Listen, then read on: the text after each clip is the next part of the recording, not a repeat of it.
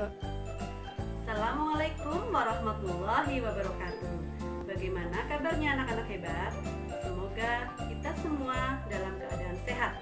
Tetap semangat belajar ya, walaupun secara daring di rumah.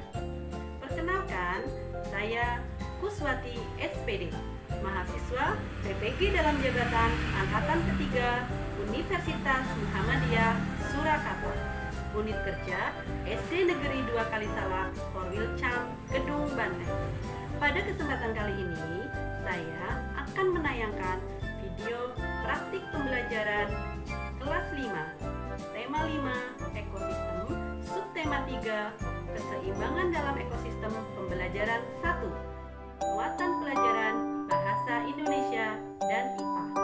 Video ini dibuat sebagai salah satu syarat untuk mengikuti UKM PBG tahun 2020. Lebih lengkapnya, mari kita saksikan video berikut ini.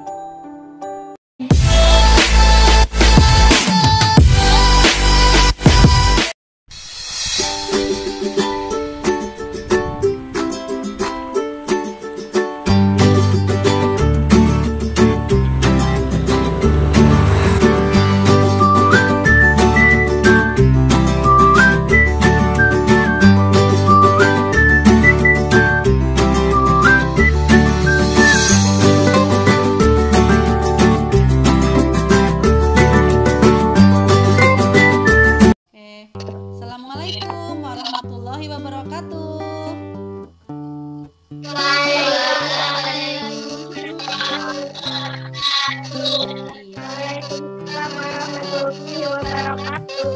Apa kabarnya anak-anak hebat?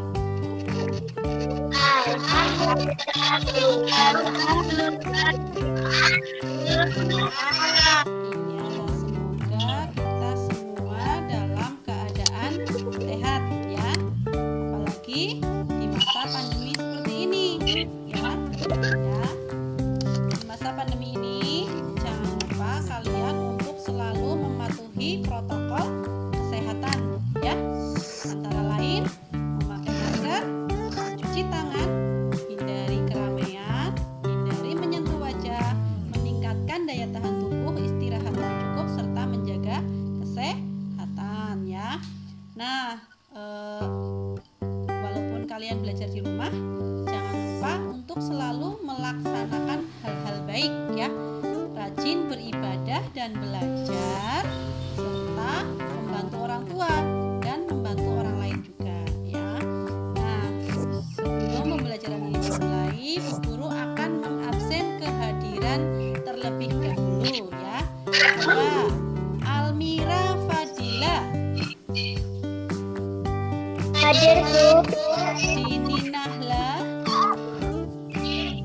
Hadir, Bu. Ella Fitriani, dan Fitri Noviani. Iya, oke. Nah, karena semuanya sudah hadir, anak-anak, sebelum pelajaran dimulai, kita berdoa terlebih dahulu ya. Bu Guru minta Mbak Almira untuk memimpin berdoa. Silakan, Almira.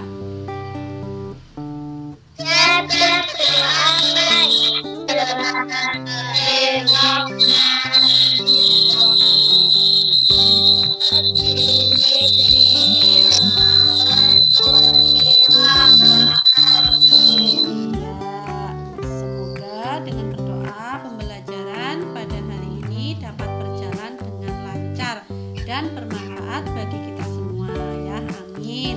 Nah, selanjutnya agar belajar kita pada hari ini lebih bersemangat serta untuk meningkatkan kecintaan kita terhadap bangsa Indonesia, kita bernyanyi lagu dari Sabang sampai Merauke terlebih dahulu ya.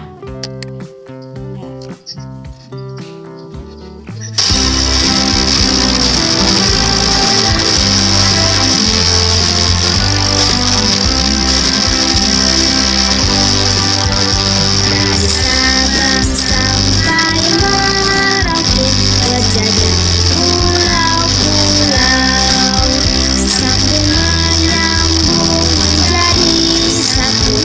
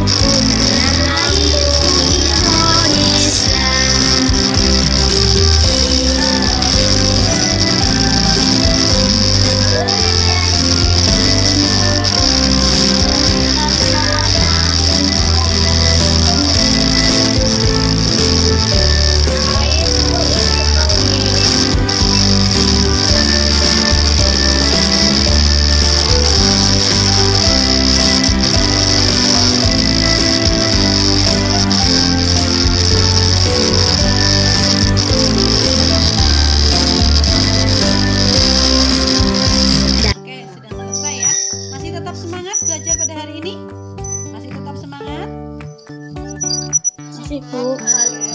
Halo.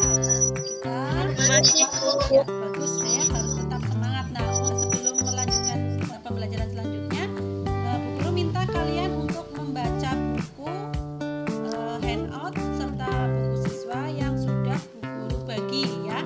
Kalian Bu Guru beri waktu 5 menit untuk membaca materi yang akan kita pelajari pada hari ini. Oke? Oke, sudah selesai membacanya semua? Sudah, Bu. Oke, ya. Sekarang kita lanjutkan ya. Di dekat rumah kalian atau di lingkungan kalian ada sungai enggak? Ada. Ya, pernah mandi di sungai? Pernah mandi di sungai? Pernah. Ya, seperti yang kalian ketahui, sungai adalah salah satu contoh ekosistem ya.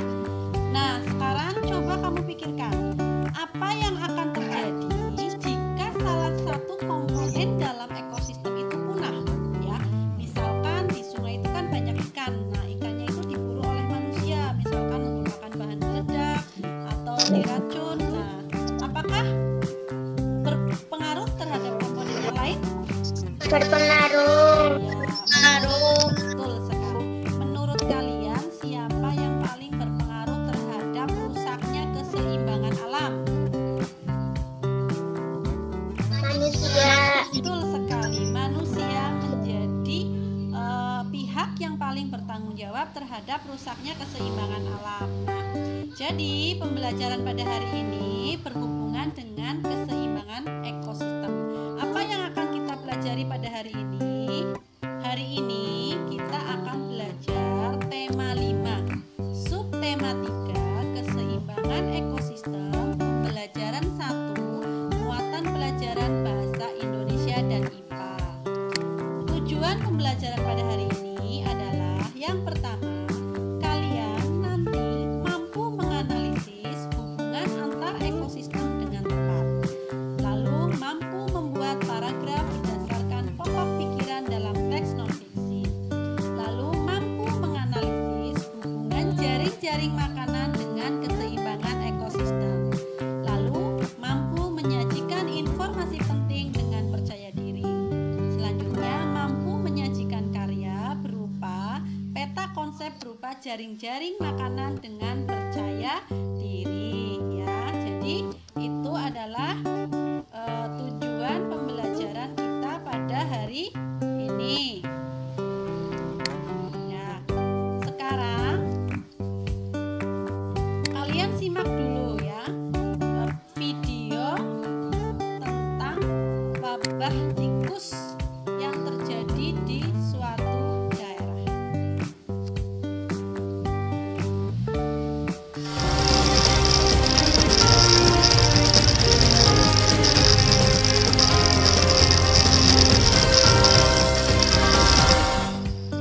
Puluhan hektar tanaman jagung di Desa Cerme, Kecamatan Bluluk, Kabupaten Lamongan diserang hama tikus. Hama ini merusak sebagian besar tanaman jagung milik para petani setempat sejak sepekan terakhir. Tanaman jagung yang sebetulnya siap panen ini kini mengalami kerusakan parah. Selain bagian kulit jagung terkelupas, tongkol buah jagung juga ludes dimakan hama tikus. Para petani mengaku serangan hama tikus ini merata. Serangan hama tikus membuat petani merugi hingga puluhan juta rupiah per hektarnya karena dipastikan mengalami gagal panen. Menurut petani setempat Sukiman, tanaman jagung yang sebetulnya siap panen ini rusak akibat diserang hama tikus sejak sepekan terakhir. Petani pun merugi puluhan juta rupiah setiap hektarnya. Satu minggu yang lalu ini sudah habis. Kalau sudah begini gimana, Pak? Ya gimana lagi, namanya orang tani ya. Terus sebenarnya ya minta bantuan gitu. Rugi ya, Pak? Iya, rugi kata ini. Per hektar itu berapa? Per hektar ya sampai hampir 20-an lah. Di sini ada berapa hektar yang terserang hama tikus? Banyak, ini ada hampir 20 hektar. Untuk menghindari kerugian lebih besar, petani terpaksa menebang pohon jagung untuk dimanfaatkan sebagai pakan ternak. Ini jagungnya kenapa, Pak? Mulai kapan?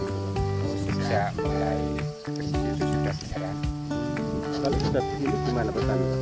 Ya terpaksa dipanen juga yang kebun yang tutup akan karena Rugi berarti ya, Pak? ya, Kini para petani hanya bisa pasrah dan berharap kepada pemerintah setempat untuk memberikan bantuan agar bisa bangkit kembali serta menangani hama tikus yang terjadi setiap tahunnya agar di tahun mendatang tidak terjadi serangan hama tikus kembali.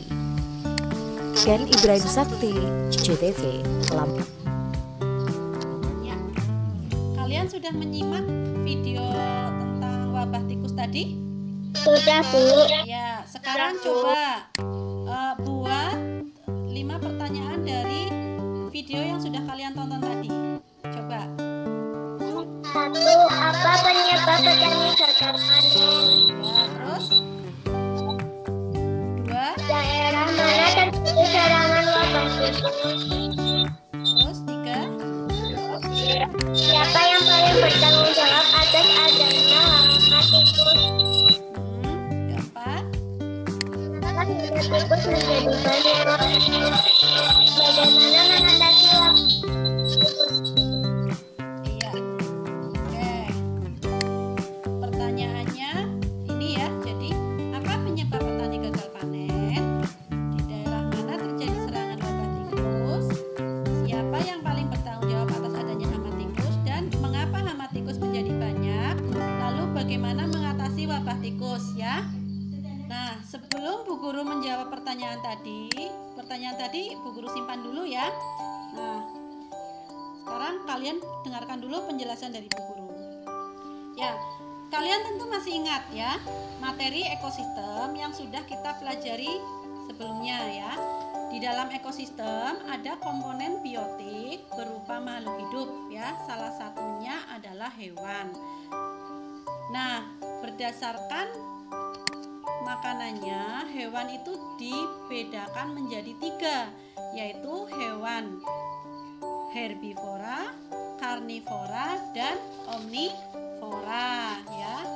Nah, setiap makhluk hidup seperti tumbuhan dan hewan agar bisa bertahan hidup itu membutuhkan energi ya. Energi tersebut berasal dari mana? Energi tersebut berasal dari makanan yang dimakan oleh makhluk hidup.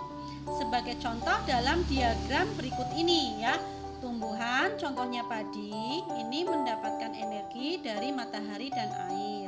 Kemudian burung pemakan biji mendapatkan energi dari memakan padi. Ular sawah mendapatkan energi dari memakan burung pemakan biji. Burung elang mendapatkan energi dari memakan ular sawah. Lalu setelah hidup sekian lama, burung elang akan mati dan jasadnya akan membusuk karena diuraikan oleh bakteri. Nah, bakteri ini menjadi pendukung kesuburan dari padi ya. Jadi bakteri yang membusuk ini membuat tumbuhan di sekitarnya menjadi subur. Nah, jadi peristiwa makan dan dimakan dengan urutan dan arah tertentu itu disebut dengan rantai makanan. Nah, setiap makhluk hidup dalam rantai makanan memiliki peran masing-masing ya. Sebagai contoh yang ada di dalam ekosistem sawah ini ya.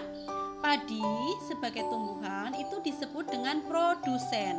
Kenapa? Karena padi dapat membuat makanan sendiri dengan melakukan fotosintesis. Ya, sekarang siapa masih ingat apa itu fotosintesis? Masih ingat kalian apa itu fotosintesis? Ingat, Bu. Iya. Coba, apa itu fotosintesis? Proses pembuatan makanan pada tumbuhan hijau dengan bantuan cahaya matahari. Iya, tepat sekali. Nah, karena tadi Mbak Almira ya yang sudah bisa menjawab pertanyaan Bu Guru, kita beri Mbak Almira tepuk hebat ya. 1, 2, 3. Tepuk hebat. Hebat, hebat, Hebat, hebat. hebat. Hebat. Iya. Nah, kemudian Hewan yang memakan produsen ini disebut dengan konsumen tingkat 1. Sebagai contoh di sini tikus. Tikus memakan padi. Jadi tikus di sini disebut sebagai konsumen 1. Lalu hewan yang memakan konsumen 1 disebut dengan konsumen 2. Di sini dicontohkan konsumen 2 adalah ular ya. Hewan yang memakan konsumen 2 disebut dengan konsumen 3. Contohnya burung elang ini. Burung elang memakan ular. Lalu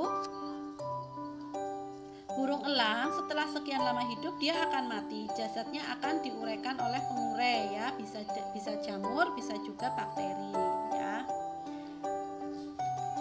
Nah, di dalam suatu ekosistem itu terdiri dari beragam makhluk hidup ya, sehingga tidak jarang suatu makhluk hidup itu memakan makanan yang sama.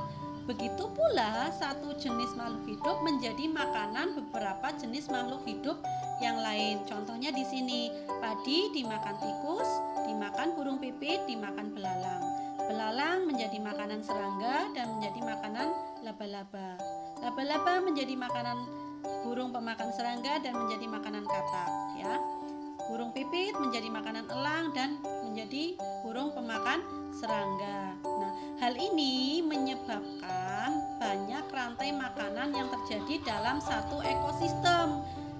Inilah yang disebut dengan jaring-jaring makanan. Apa itu jaring-jaring makanan? Jaring-jaring makanan adalah kumpulan antara berbagai rantai makanan yang saling berhubungan dalam suatu ekosistem. Nah, ini guru juga mencontohkan ada jaring-jaring makanan yang lain ya. Nih, misalkan daun dimakan ulat, ini rumput dimakan tikus, dimakan belalang, dimakan ulat. Nah, ini juga contoh jaring-jaring ya. Nah, sekarang coba kamu analisa. Apa yang akan terjadi jika satu komponen dalam ekosistem itu punah? Contohnya di sini ya, di sini ada padi, tikus, ular, burung elang dan jamur. Apa yang akan terjadi jika ular mengalami kepunahan? Yang akan terjadi banyak, betul, tikus menjadi banyak, burung elang menjadi sedikit ya. Nah, kalau tikusnya banyak, kira-kira apa yang terjadi pada tanaman padi? habis dimakan tikus. Iya, betul sekali. Nah, untuk menambah pemahaman kalian, kita simak dulu teks eksposisi berikut ini ya. Rantai makanan adalah peristiwa makan dan dimakan dengan urutan dan arah tertentu. Dalam rantai makanan terjadi perpindahan energi dari produsen ke konsumen dan berakhir ke pengurai. Rantai makanan selalu dimulai dari tumbuhan hijau sebagai produsen. Tumbuhan hijau disebut produsen karena dapat membuat makanannya sendiri dalam proses fotosintesis. Hewan yang memakan tumbuhan hijau disebut dengan konsumen tingkat 1. Hewan yang memakan konsumen tingkat 1 disebut konsumen tingkat 2. Begitu seterusnya sampai hewan akan mengalami kematian dan tubuhnya akan diuraikan oleh bakteri ya.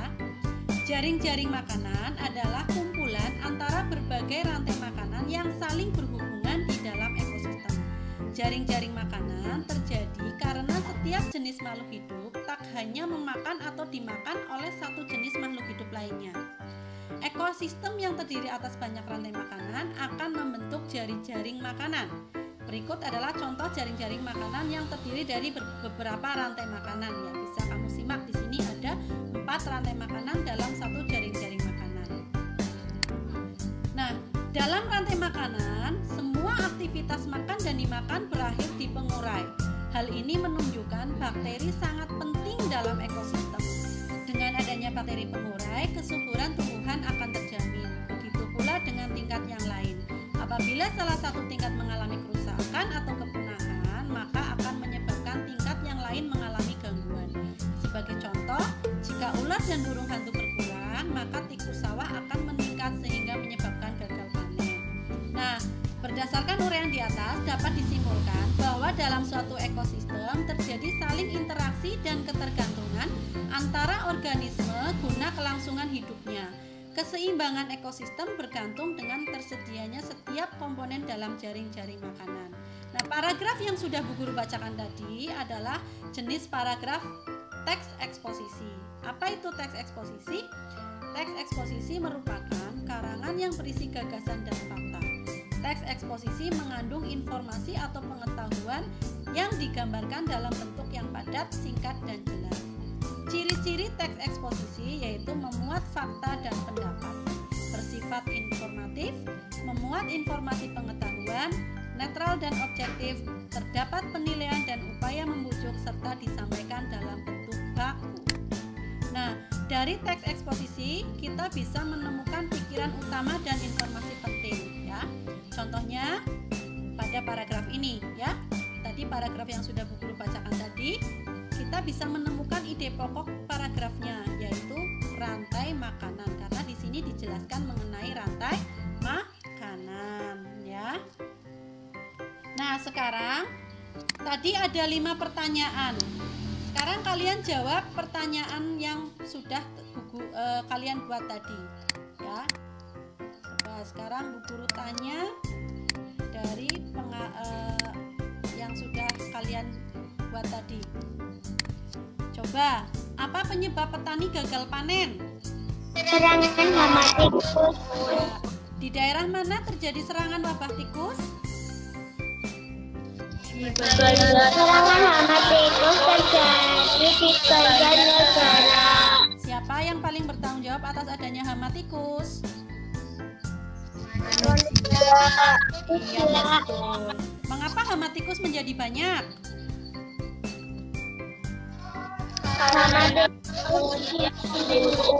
Ya, karena ular banyak diburu. Nah, bagaimana mengatasi wabah tikus?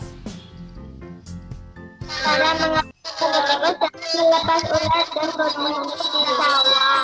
Bagus ya, dengan melepaskan burung hantu atau ular sawah ya, yang bisa menjadi predator dari menjadi predator dari tikus ya. Nah, untuk menambah pemahaman kalian nanti Bu Guru minta untuk mengerjakan tugas sesuai dengan lembar kerja yang sudah Bu Guru bagikan ya. Tugasnya antara lain membuat paragraf, membuat peta konsep jaring-jaring ya. Nah, sekarang Bu Guru minta kalian melakukan pengamatan di lingkungan sekitar rumah kalian. Temukan salah satu jenis ekosistem dan lihatlah apakah di ekosistem tersebut kalian menemukan ketidakseimbangan ya. Nah, untuk menambah semangat karena ini udah mau hujan, kita nyanyi dulu lagu Tik-Tik Air Hujan ya. Silakan, itu mikrofonnya dinyalakan. Kita nyanyi lagu Tik-Tik Air Hujan dulu. Yo. 1, 2, 3. Tik-tik hujan di atas genting, air turun di dalam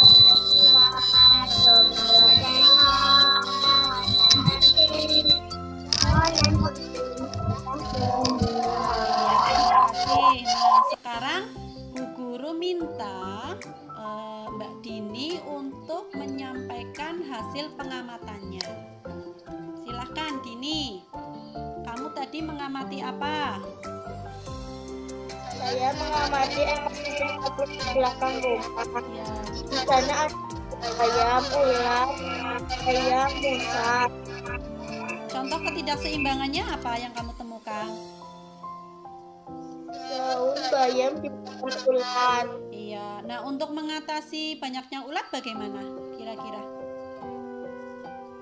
Semprot pestisida. Iya, betul. Itu juga bagus ya, disemprot pestisida. Tetapi kalau berlebihan atau terlalu banyak dapat merusak tanah. Nah, kalau tanahnya rusak itu dapat mengakibatkan bakteri pengurai juga mati ya. Nah, jadi solusi yang paling tepat untuk mengatasi ketidakseimbangan ekosistem di kebunnya Dini adalah dengan melepaskan burung pemakan ulat ya, karena kan kita sering melihat manusia memburu burung ya, ditangkap dan diperjualbelikan ya.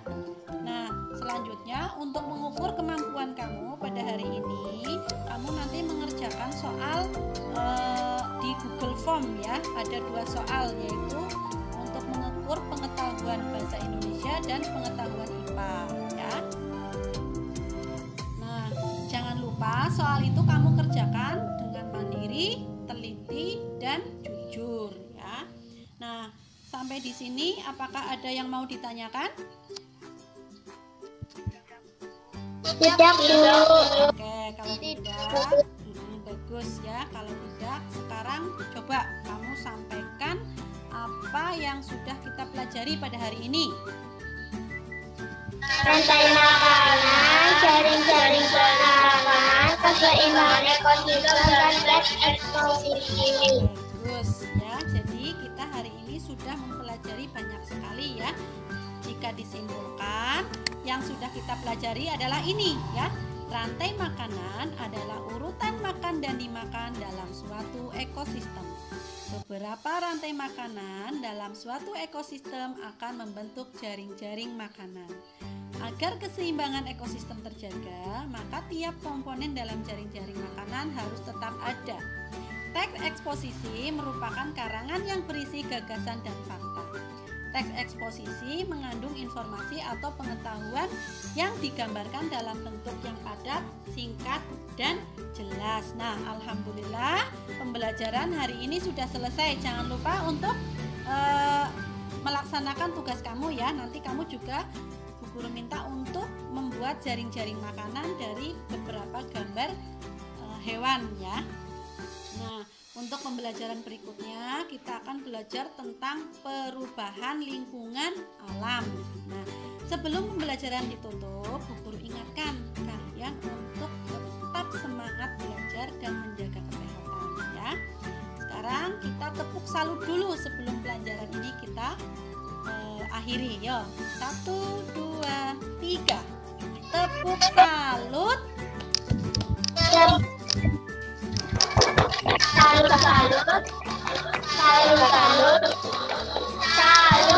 Ya, bagus ya. Nah, sebelum selesai kita ucapkan alhamdulillah secara bersama-sama dulu. Alhamdulillahirabbil alamin. Sekarang untuk mengakhiri kita baca doa dulu. Mbak Dini silakan dipimpin membaca doa. Doa mulai.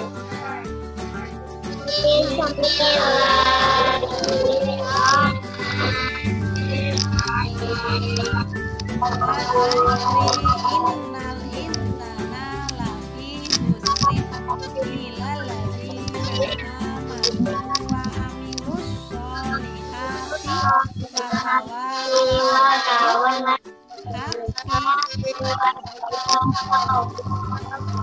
alhamdulillah, Bu Guru akhiri pembelajaran hari ini. Terima kasih atas semangatnya belajar pada hari ini ya, walaupun masih tetap daring. Nah, sekarang sampai ketemu di pembelajaran berikutnya. Wassalamualaikum warahmatullahi wabarakatuh.